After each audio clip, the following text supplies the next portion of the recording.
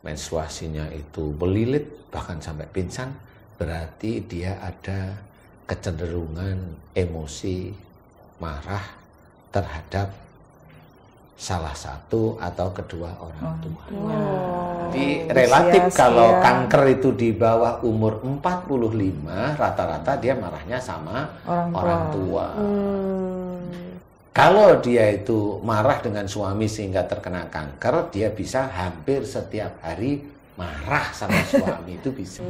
Banyak sebenarnya, itu belum ada yang memasukkan penyakit tentang menstruasi yang sakit tentang ini itu dalam akhlak memang tidak ada selama ini tidak ada. Insya Allah baru di Siraman Kolbu sih. Tapi kalau memang di Surabaya aja tuh dokter ini boleh kita diskusi. Kalau saya langsung gitu, yuk kita diskusi. Gitu. Diskusi itu gimana maksudnya? Mana yang utama? Maksudnya mana yang mengkloning? Kan gitu kalau saya gitu. Siapa yang mengkloning gitu? Kalau saya sih, ayo nggak apa-apa. Bukan ngajak berantem, diskusi. Karena kan ada orang yang, ini kayak Ustadz Danu nih. Ini kayak gini. Ustadz Danu kayak profesor di Jepang nih. Nggak apa-apa. Yuk kita ngomongin, dia bisanya masalah apa.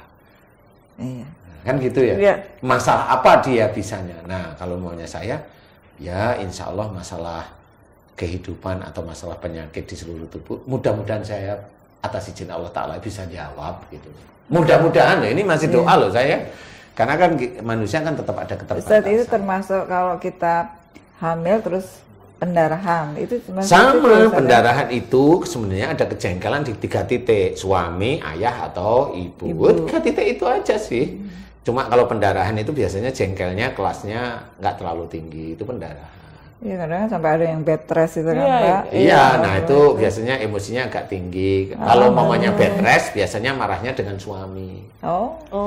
Tapi kalau dengan orang tua, jebol biasanya. Langsung apalagi 2 hari nggak minta maaf, rontok. Tapi kadang-kadang gini nggak sih, berpengaruh nggak ya Pak, ketika orang hamil tuh kan orang suka ngomong gini, ini hormon orang hamil nih, ini begini, ini begitu, bawaannya pengen ngomel, pengen apa-apa gitu. Nah itu gimana Pak? Iya, enggak lah. Itu tuh kalau menurut saya kesurupan aja. Iyalah, ya kan harus diterjemahkan secara real. Lah kalau maunya ini bawaan bayi, emang bayinya udah pernah marah dulu? Kan gitu tanyanya. Pengen ini bawaan marah, ini pengen makan ya. Oke, kalau memang itu mau, saya mau menerangkan secara real ya. Begini loh ceritanya. Dalam kehidupan bayi itu diambilkan genetik dari ayah dan ibunya. Jadi ditanamkanlah oleh Allah Ta'ala genetik dari ayah dan ibunya. Entah wajahnya kayak ibunya, sifatnya kayak ayahnya sebagian yang ini, yang emosional kayak ibunya, cerewetnya kayak ibunya, pelitnya kayak ayahnya. Kan itu macam-macam. Makanya ada anak satu keluarga sifatnya beda-beda. Karena memang itulah anak itu sebenarnya penguji untuk orang tuanya. Lah kenapa itu jadi penguji orang tuanya selama ini? Kan Mbak Ani paham ya dia. Anak itu penguji orang tua ya. Yang mana yang penguji? Sebenarnya penguji itu begini loh maksudnya ya. Jadi pada waktu anak dibentuk, Allah itu memunculkan gen dari orang tuanya. Kekurangan orang tua atau paling gampang salahnya orang tua itu diambil, ditaruh ke anak, digedein dikit sama Allah Ta'ala. Ini loh sifatmu kayak gini. Ini loh sifatmu kayak gini, maksudnya Allah itu mau seperti itu.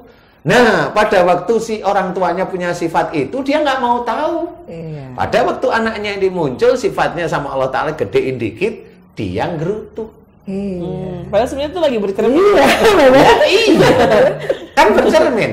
Kalau dia gerutu, apalagi dulu orang tuamu yang gerutu, tapi kalau kamu dikasih tahu dulu nggak pernah dengerin. Nah sekarang dikasih cermin persis. Nah disitulah sebenarnya genetik itu diambil oleh Allah Ta'ala, dimasukkan, dijadikan itu sifat. Siapapun. Ada sifatnya keras kaku ini, anaknya ya punya sifat keras kaku. Ada yang bapaknya itu takmir masjid, nih saya tahu persis nih, tapi saya nggak mau ngomong. Anaknya dia punya sifat keras kaku dan sebagainya. Anaknya itu ada yang non muslim, Anaknya itu dari muslim pindah jadi non muslim. Oh gitu. Tapi Ya karena sifat kakunya, karena apa ya? Anaknya kan punya sifat kaku bapaknya. Akhirnya kalau dia menurut dia pandangan dia agama itu menurut dia itu sama saja dan dia ada kaku dan ininya, selesai dia. Apalagi dia itu kerja nggak bisa, dia kenal sama cewek atau kenal sama cowok, ya, yang menurut dia itu bisa menghidupi dia, pindah dia. Dan saya nggak mau urusan yang begitu. Itu kan urusanmu, besok di akhirat ya kamu. Gitu. Dan saya tahu persis kenapa saya ceritakan, ya memang begitu. Makanya tidak boleh sifat kaku. Orang itu jelas diceritakan oleh Allah Ta'ala. Walakum tafadon qalidal qalbi lam fatu min hauli. Itu ceritakan kalau seorang bersikap keras, lagi kasar, itu orang itu nggak suka di sekitarnya. Dan itu kalau ada orang tua yang keras, kaku, emosional, nanti anaknya ya begitu. Iya. Itu pasti. Kalaupun ada anaknya itu baik, ya itu juga penguji. Sama semua anak itu penguji. Pada waktu anaknya baik, dipuji nggak anak ini? Kalau anaknya dipuji, orang tuanya itu udah lupa yang menjadikan anakmu baik itu sebenarnya Allah. Kadang lupa ya. Lupa nih, saya sekolahkan. Ini dia sudah belajar di sekolah ini, di sekolah agama. Ini baik nih. Nah, lupa. Merasa dirinya yang berjasa. Merasa dirinya. Nah, itu orang tersebut walaupun dia seorang muslim, dia menuhankan dirinya. Karena dia merasa anaknya itu baik itu karena dia. Nah itulah sombong. Syirik masuk ke arah sombong juga. Nggak boleh. Oh yang menciptakan anak itu Allah. Emang bisa dia nyiptain? Orang-orang itu loh nyiptain anak laki perempuan itu bisa nggak? Wah. Tapi kalau tanya sama saya, kalau saya pengalaman. Kalau saya pengalaman gitu. Ada nih santri nih, dia udah punya anak cewek 3, dia ingin punya cowok. Ada ilmunya. Ini ada ilmunya. Nah di situ ilmunya harus jelas. Rahim perempuan itu tetap punya 2 sifat, asam dan basa. Kalau dia itu sifatnya asam, nanti spermanya yang dapat itu ya sperma yang nanti akan jadi cewek. Kalau dia sifatnya basah rahimnya jadinya laki-laki, sperma ceweknya mati semua. Kalau basah sperma ceweknya mati, yang ada laki-laki. Gimana caranya itu bisa asam dan basah? Nah itu rahasia saya. Besok pertanyaannya. Iya. Besok lah, masa semuanya tumplek-plek di sini. Jangan. Besok-besok ilmu itu kalau tumplekin-plekin ngerti. Habis itu tanyain gimana? Enggak tahu ya, buka YouTube lagi. Boleh sih sebenarnya. Tapi ya jangan sekarang lah ya. Karena itu terus, ya tonton terus saja. Karena memang sifatnya di situ. Nah, teman-teman dokter tuh ada ingin punya anak laki-laki, semprot tuh. Di daerah itunya itu disemprot, daerah itunya semprot basah. Iya, aku pernah baca seperti itu. Lah memang seperti itu. Lah tapi kan Allah kok mau dilawan sih? Kalau sifatnya. Ya sifatnya di asam ya bahasanya di basah ini kan bahasa yang tidak kekal di situ. Asamnya itu dari dinding loh. Iya. Lah ini kena ya mati langsung, basahnya langsung luntur. Istilah Allah dilawan. Allah mau dilawan ya tetap nggak bisa loh, itu akhirnya benar salah satu. Ini salah satu ya saya cerita. Saya cuma lihat waktu itu memang dia dokter, perempuannya dokter, lakinya dokter. Bu dokter, kamu orangnya pesimis, nggak pede. Ya kalau pesimis nggak pede rata-rata pasti cewek. Oh gitu ya? Iya, pesimis nggak pede itu cewek. Nah kalau lihat pandangan Bu Dokter seperti ini, insya Allah saya nggak yakin ya, tapi insya Allah biasanya tensinya rendah. Betul dia ngomong. Betul, iya tensi rendah itu karena kepesimisan, ketidakpedean sebenarnya. Nah itu harus dirubah jadi normal. Gimana?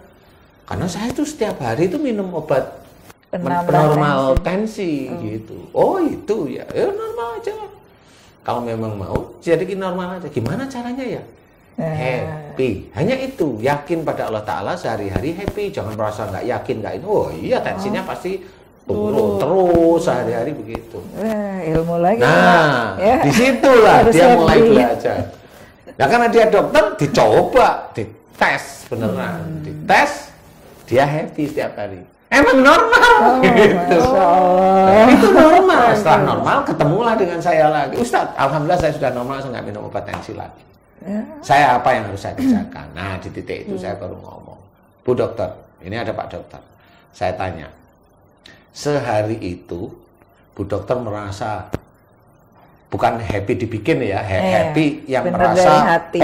power itu tenaga itu kayak maksimum itu di jam berapa sih? Saya nggak tahu. Nah, Dia ngomong karena kali dia sudah ngerti ya. ya, Jam 9 sampai 11 pagi.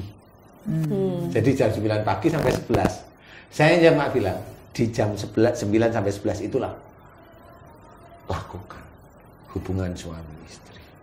Oh, itu biar dapat anak laki. Nah, karena di titik itu rahimnya baru basah. Kalau basah, nanti sperma yang perempuan mati. Nah, waktu sperma laki itu hanya cuma 3 jam. Iya. Jadi setelah 3 jam kurang lebihnya, ya ini kurang lebihnya, dia akan mati. Nah, di titik itu jam 9. Sampai jam Tit, 11. itu harus. Dan dia tahu sel telur matang, dia ngukurnya ini 14 hari, jangan 14 hari. Sel telur matang itu di titik 14 hari, saya nggak bilang itu salah, enggak, tapi hanya gambaran. Dah, di titik-titik dekat 14 hari itu, mana yang badannya anget, meriang, males-malesan, nah insya Allah itu sel telur matang. Lakukan, Bu dokter. Beliau lakukan beneran. Di titik itu suaminya kan dokter ya, dokter bilang tempat nggak boleh, ini cuti. Suruh cuti. Karena di luar kota ya. Habis itu betul, alhamdulillah. Nah, ini memang dokter ini mabuk kali ya. Ini bercanda maksud saya. Dia itu sampai nggak mau di USG. Oh iya? Saya nggak mau membuktikan, mau membuktikan laki perempuannya. Sampai akhirnya melahirkan itu? Sampai melahirkan. Dia pengen bener nggak sih? Bener nggak? Karena dokter, ya dokter mabuk kalau gitu. Ya akhirnya lahirlah anak laki-laki. Oh, Masya Allah. Berarti bener ya kalau ada pengantin baru honeymoon tuh biar bikin Mood, happy ya, Ustaz? ya moodnya muncul seperti itu.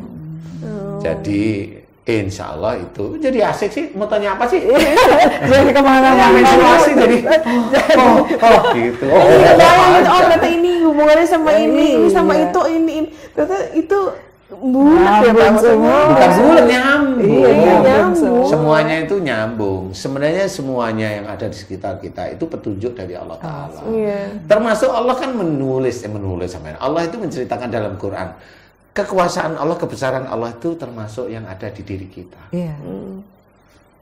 Tapi banyak yang nggak tahu. Yang tahu dokter lah, tahu tuh ini, itu, ini. Tapi kan perjalanan kok bisa begitu, nah itu kan nggak belum pernah. Nah ini di Siraman Kolbu atau di acara ini, di YouTube kita ini, itu saya ungkapkan dengan cara-cara insya Allah Islami. Iya. Dari sisi akhlak, dari data-data hadis maupun Al-Quran, insya Allah nggak akan keluar. Ya, kita memahami ya dari tubuh kita, Dari tubuh kita. semua kekuasaan Allah. Semua ya, kekuasaan Allah, makanya kalau sudah kekuasaan Allah, mana kita mau mengaku bahwa apa yang terjadi setelah kita kerjakan itu gara-gara saya kan? Pantaskah kita Pantaskah kita sombong? Iya. Fabi ayi alai rabbikuma tukazziban. itu harus itu. Jadi, Alhamdulillah banget Pak. Akhirnya ternyata ada misteri di balik semua itu. Kalau selama ini kita nggak tahu, alhamdulillah kali ini kita Iya, lebih paham ya, Mbak. paham. Terima kasih ya Pak Ustadz. untung saya nggak jadi cewek ya. Tapi seru kok. Tapi itu ya, kok bisa yang tahu masalah cewek kok laki gitu ya? Dia nggak tahu. Itu hanya Allah aja ya itu ya. Alhamdulillahirrahmanirrahim. Semua teman-teman solihah tetap di channelnya Pak Ustadz Danu, di Ustadz Danu channel, official channel. Jangan lupa di like, subscribe, di komen, di share ke semuanya. Karena manfaat insya Allah manfaat. Insya Allah sangat-sangat bermanfaat. Tidak akan keluar dari syariat, insya Allah. Insya Allah. Terima kasih Pak Ustadz Danu untuk ilmunya hari ini. Ntar kapan-kapan kita bakal ngobrol lagi. Mbak Ani, terima kasih. Sama-sama Mbak Devi. Nemenin aku terus ya. Assalamualaikum warahmatullahi wabarakatuh. Waalaikumsalam.